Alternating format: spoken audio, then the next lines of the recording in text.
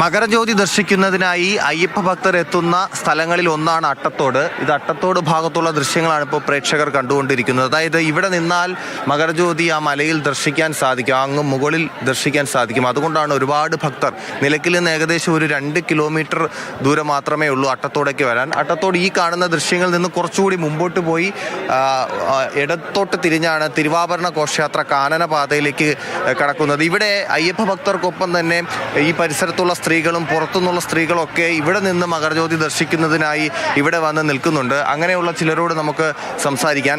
നിങ്ങൾ എവിടുന്നാ വന്നേ? ഞങ്ങൾ മൂവാറ്റുപുഴ. മകരജ്യോതി കാണുന്നതിന് വേണ്ടി വന്നതാണോ? അതെ. എല്ലാ വർഷവും ഇവിടെ വരാറുണ്ടോ? വരാറുണ്ട്. എങ്ങനെയാ പറഞ്ഞേ? ഞങ്ങൾ കാറിൽ വന്ന് ഇവിടെ എത്തി. ഇവിടെ നിന്നാ കൃത്യമായിട്ട് കാണാൻ പറ്റും. കുഞ്ഞിന് ശബരിമലയിൽ പോയിട്ടില്ലേ? ഉണ്ട്. 3 വർഷം പോയിട്ടുണ്ട്. എന്താ അപ്പോഴത്തെ ഓർമ്മകൾ എങ്ങനെയാ? അപ്പോഴത്തെ നല്ല ഇതല്ലേ, അതിന്റെ ഒരു ഓർമ്മ വെച്ചിട്ടാണ് ഇപ്പോഴും ഭഗവാനെ കണ്ടതിന് തുല്യാണ് മകരജ്യോതി കാണാൻ വരുന്നത്. അതുകൊണ്ട് എല്ലാ വർഷവും മുടങ്ങാതെ വരുന്നുണ്ട്. കുഞ്ഞിലെ പോയിട്ടില്ലേ? പോയിട്ടുണ്ട്. എത്ര മല പോയിട്ടുണ്ട്? 2 വർഷം. അപ്പോഴത്തെ ഓർമ്മകൾ പറയും. നല്ലൊരു അനുഭൂതിയാണ്. പിന്നെ വീണ്ടും വരാൻ തോന്നുന്നു. ഇനിയിപ്പോ അങ്ങനെ വരാൻ പറ്റത്തില്ലല്ലോ, 50 വയസ്സാവാതെ വരാൻ പറ്റില്ലല്ലോ. അതുകൊണ്ട് ഇപ്പൊ ഭഗവാനെ ഇങ്ങനെ ഒന്ന് കണ്ട് സന്തോഷമടയുക, അത്ര മതി. വന്നിട്ടുണ്ടോ? മോള് വന്നിട്ടുണ്ടോ? ഇല്ല, വന്നിട്ടില്ല. ഇതുപോലെ ശബരിമലയിൽ പോയിട്ടില്ല. ഇവർക്കൊപ്പം വന്നേ?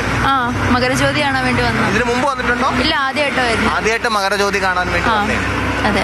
വൈകിട്ട് ഈ മകരജ്യോതി സമയത്തോടടുക്കും, ആ ദർശന സമയത്തോട് അടുക്കുമ്പോൾ കൂടുതൽ ആളുകൾ ഇങ്ങോട്ടേക്ക് എത്തും, കൂടുതൽ ഭക്തർ ഇങ്ങോട്ടേക്ക് എത്തും. പോലീസൊക്കെ അതിന് വേണ്ടിയിട്ടുള്ള ക്രമീകരണങ്ങൾ ഏർപ്പെടുത്തിയിട്ടുണ്ട്. മാത്രമല്ല KSRTC ബസ്സുകൾ നിലയ്ക്കൽ നിന്ന് ഏകദേശം 2 കിലോമീറ്ററാണ് ഈ അട്ടത്തോടേക്ക് ഉള്ളത്.